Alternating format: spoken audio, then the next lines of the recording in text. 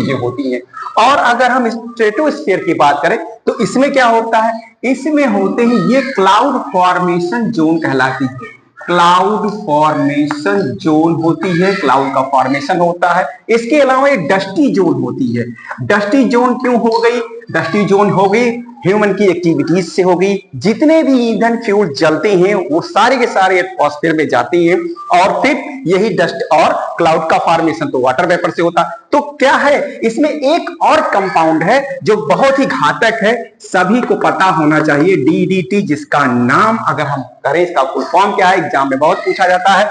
इसका full form है dichloro diphenyl ट्राइक्लोरोएथेन। ट्राइक्लोरोइथेन ये इसका फुल फॉर्म है। ये क्या होता है, कई डिकेड्स लगा देता है इसके खत्म होने में, समाप्त होने में। बहुत ही हार्मफुल जो है ये पदार्थ है।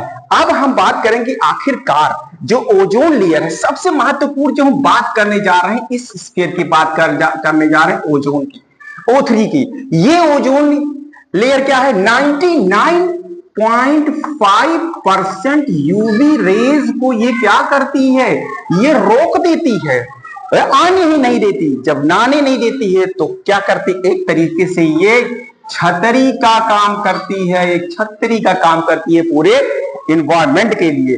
अब क्या है, क्या रिएक्शंस होती हैं इस पर, यहां पर जो हम ये है नाइट्रिक एसिड, एक बात करेंगे। नाइट्रिक एसिड जो होता है इसकी रिएक्शन यहां कैसे ओजोन से होती है। नाइट्रिक एसिड क्या है, गैस के फॉर्म में है, सभी जानते हैं, ठीक। अब ये ओजोन से जब रिएक्शन करेगी, ये भी गैस के फॉर्म में होगी, तो कौन सा कंपाउंड बनेगा, कोई ना कोई कंपाउंड बनना चाहिए।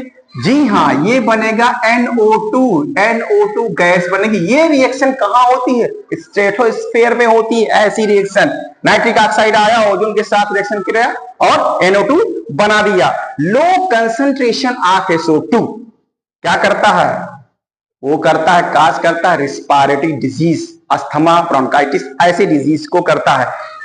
N2 हाई एटमॉस्फेयर में N2 है, 78% है, सभी जानते हैं।